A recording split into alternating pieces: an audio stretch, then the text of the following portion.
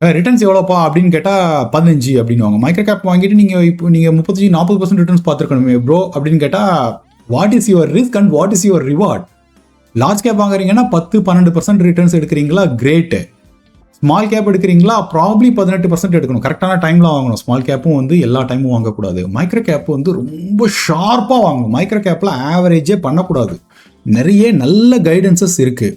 ஒரு ஜெரோதா வேர்சிட்டி இல்லைனா நீங்களே நிசம் வெப்சைட்டில் போய் நீங்களே படிக்கலாங்க. சிம்பிளாக படிக்கலாங்க. ஸோ பேசிக்ஸ் எல்லாமே ஃப்ரீலி அவைலபிள். நிறைய விஷயங்கள் இருக்குது ஆன்லைனில், நீங்கள் கற்றுக்கலாம்.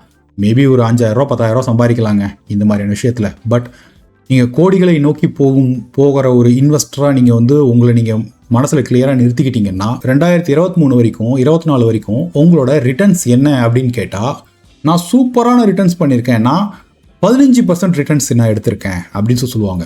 ஆனால் 2020-2023 கிரேட் ஃபண்ட் மேனேஜர்ஸ் பார்த்தீங்கன்னா 35-40-45% ரிட்டர்ன்ஸ் கொடுத்துருக்காங்க. போரிங்காக இருந்தாலே நீங்கள் சக்ஸஸ் ஆகிடுவீங்க அப்படிங்கிறத மட்டும் நல்லா புரிஞ்சுக்கோங்க. ஏன் இந்த boring sort of investing better அப்படின்னு சொன்னால், இது சொல்லும் போதே நிறைய பேர் வந்து எரிச்சல் ஆகுறாங்க. ஏன்டா டைரெக்டாக ஸ்டாக் பேர் சொல்லிட்டு போயேன்டா அப்படின்னு நினைக்கிறாங்க.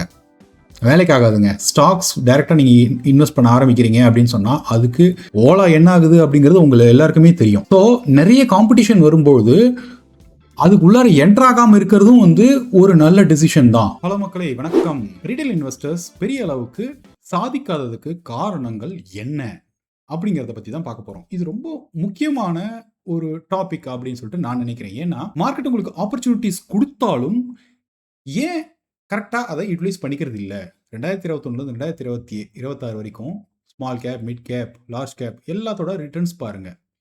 அதில் எந்த இடத்துல ரீட்டைல் இன்வெஸ்டர்ஸ் உட்காந்துருக்காங்கன்னு பாருங்கள். எனக்கு தெரிஞ்சு பலரும் தன்னுடைய கார்பஸை 4 மடங்கோ 5 மடங்கோ செய்யலை அப்படிங்கிறத நிதர்சனம். இதுக்கு முக்கியமான 5 பாயிண்ட்டாக நான் யோசிக்கிறது என்ன அப்படிங்கிறத பார்ப்போம். நம்முடைய டாபிக்ஸ் எப்பயுமே கொஞ்சம் காரசாரமாக நான் பேசினாலும் கூட நம்மளோட சப்ஸ்கிரைபர்ஸ்க்கு ரொம்ப கிளியராக தெரியும் இதில் நான் எந்த இடத்துல இருக்கேன் அப்படிங்கிறத ஒரு சுய பரிசோதனை எப்பயுமே நம்ம பண்ணிக்கணும். நான் இதெல்லாம் நிறைய பண்ணியிருக்கேன், நான் நிறைய தப்புகள் பண்ணியிருக்கேன், இதெல்லாம் உங்களுக்கு இது யூஸ் ஆகுமா அப்படிங்கிறத பாருங்க. இப்படி பார்ப்போமா? Prediction over process.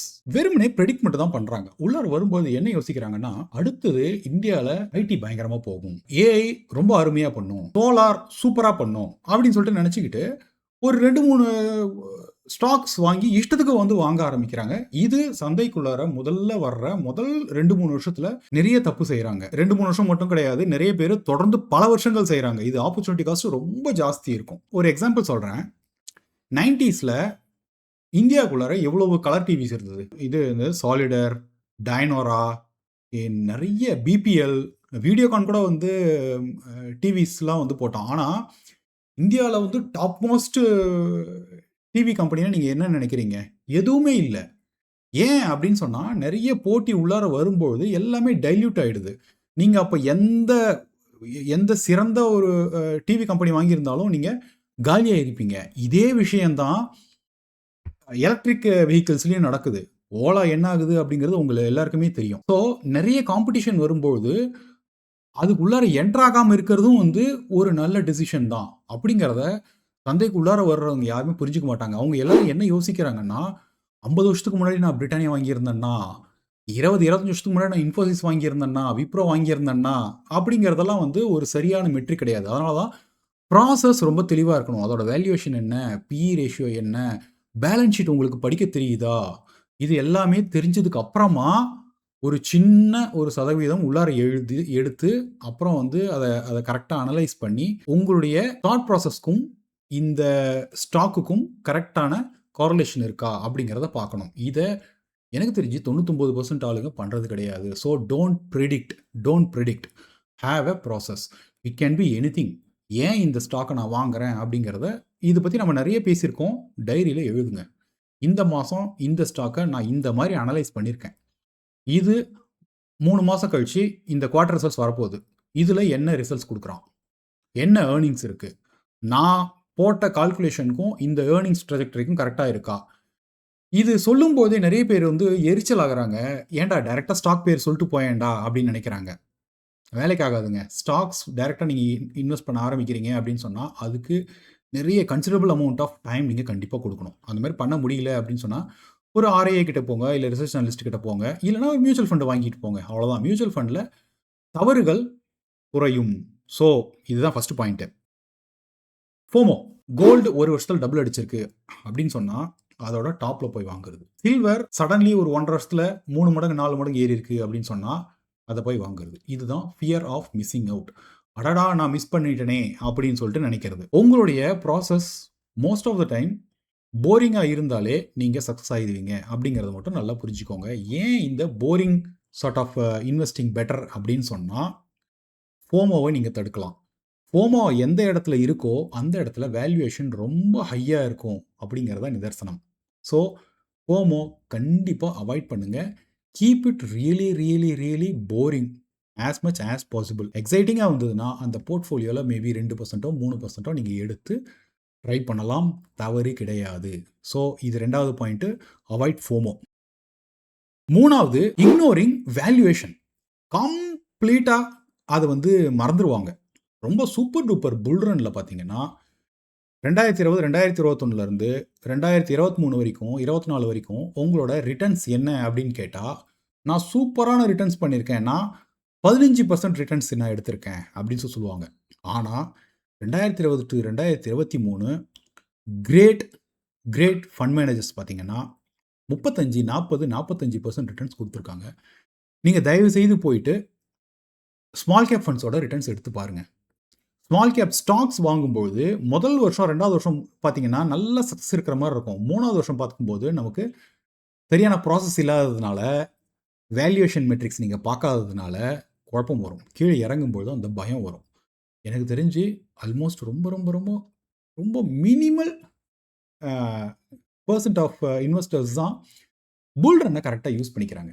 So valuation எந்த இடத்துல இருக்குது, ரொம்ப ரொம்ப ரொம்ப ரொம்ப மார்க்கெட் அடித்து கீழே துவம்சம் பண்ணி ரொம்ப மோசமான இடத்துல மைக்ரோ கேப் நீங்கள் வாங்கணும். மைக்ரோ கேப் எல்லா டைமும் உட்காந்துட்டு ஆவரேஜ் பண்ணக்கூடாது. ஸோ இதெல்லாம் ரொம்ப சின்ன சின்ன விஷயங்கள்.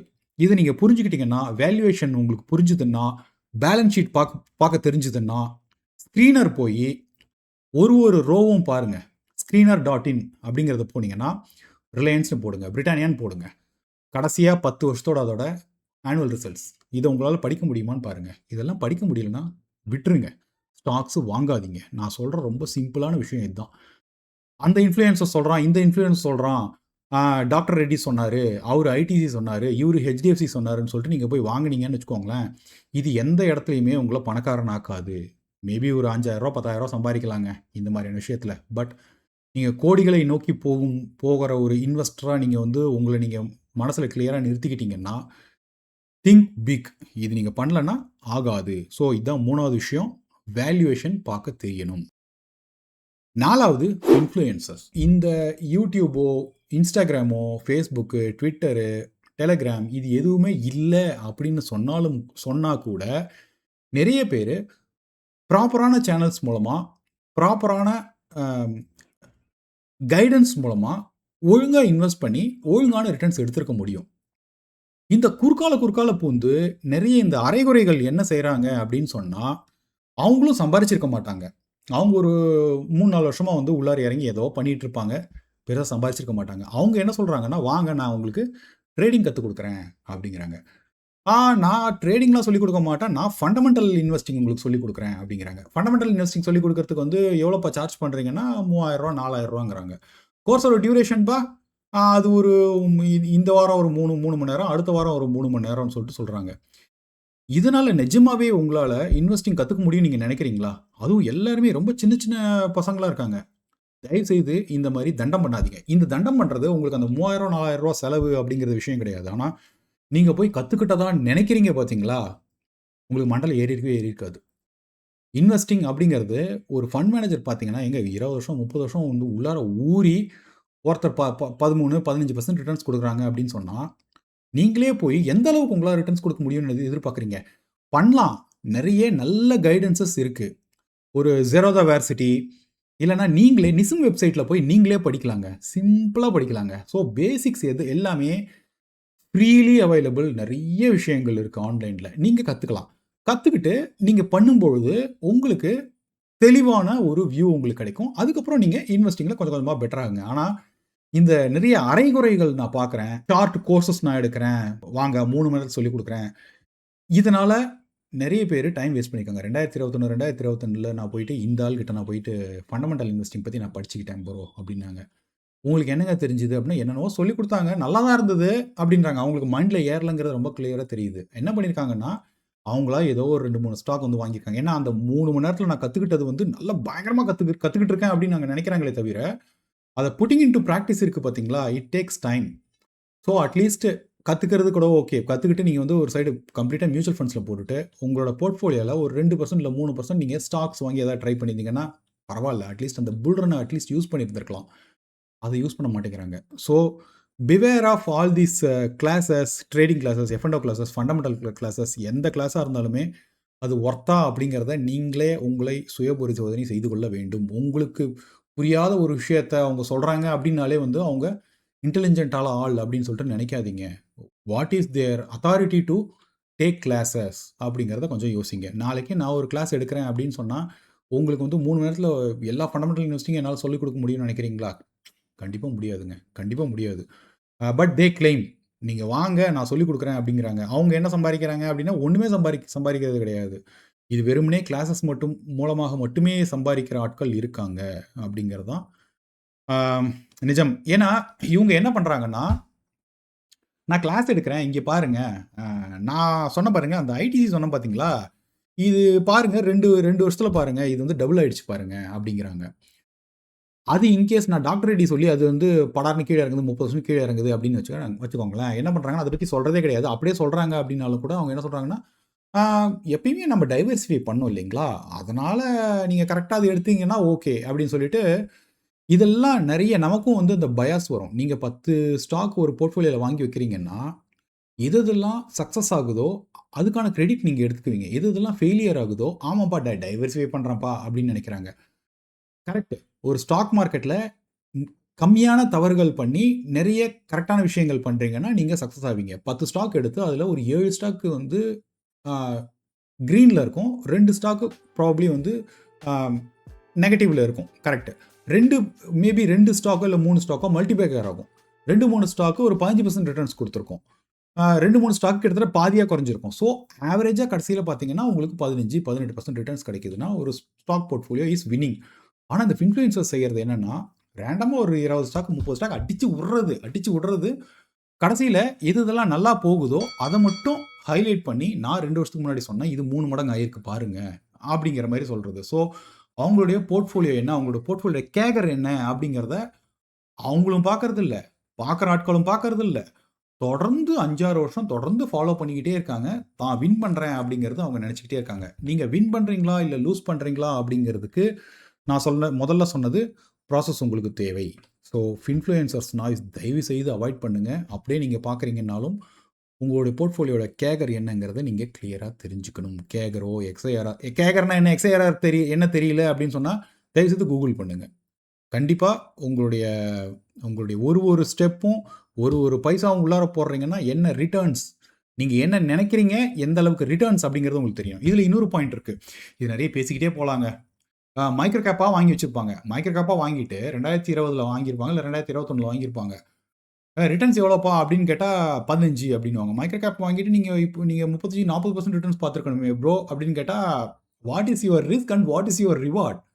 லார்ஜ் கேப் வாங்குறீங்கன்னா 10, 12% ரிட்டர்ன்ஸ் எடுக்கிறீங்களா? கிரேட். ஸ்மால் கேப் எடுக்கிறீங்களா? ப்ராபப்ளி 18% எடுக்கணும். கரெக்ட்டான டைம்ல வாங்கணும். ஸ்மால் கேப்பும் வந்து எல்லா டைமும் வாங்கக்கூடாது. மைக்ரோ கேப் வந்து ரொம்ப ஷார்ப்பா வாங்கணும். மைக்ரோ கேப்ல ஆவரேஜே பண்ணக்கூடாது. ஆவரேஜ் பண்ணக்கூடாது. நெறைய பேரு மைக்ரோ கேப் வாங்கி, இடிஎஃப் வாங்கி ஆவரேஜ். ஆவரேஜிங் எப்படிங்க ஒர்க் ஆகும்? ஒரு லார்ஜ் கேப்போ இல்ல ஃப்ளெக்ஸ் கேப்ல மட்டும் தாங்க வந்து ஆவரேஜிங் ஒர்க் ஆகும். எல்லா இடத்துலயும் ஆவரேஜிங் ஒர்க் ஆகாது. ஸ்மால் கேப்லயே கூட நீங்க கரெக்ட்டான டைம்ல வாங்கணும் அப்படிங்கிறது தான் என்னோட வியூ. ரொம்ப ஹை அ வேல்யூவேஷன் இருக்கும்போது ஸ்மால் கேப்ஸே கூட அ கம்ப்ளீட் அவாய்ட் அப்படிங்கிறத நான் சொல்வேன். முக்கியமான 5வது பாயிண்ட் டிசிப்ளின். எமோஷனல் டிசிப்ளின் சொல்றது ரொம்ப ஈஸியா இருக்கும். நம்ம சொல்றது கிட்டத்தட்ட நான் கிரியேட் பண்ற எல்லா வீடியோத்துலயுமே வந்து எமோஷனல் இன்டெலிஜென்ஸ் பத்தி ஒரு டாபிக்காவது, ஒரு சின்ன பாயிண்டாவது நான் எப்பயுமே பேசுவேன். ஆம், எவ்வளோ உங்களுக்கு தேவை அப்படிங்கிறது உங்களுக்கு தெரியணும். 12% போதுமா? 15% போதுமா? நான் ஏன் இதில் இன்வெஸ்ட் பண்ணுறேன், மார்க்கெட்டு இந்த அளவுக்கு கிராக் ஆச்சுன்னா என்ன பண்ணுவேன், மார்க்கெட் 50% கீழே விழுந்து அதுக்கப்புறம் அப்படியே ஒரு 3 வருஷம் 4 வருஷம் நகராமல் இருந்ததுன்னா நான் என்ன பண்ணுவேன், இது எல்லாமே ஹிஸ்ட்ரி இஸ் இது வந்து ஒரு இஸ் த பெஸ்ட் டீச்சர்.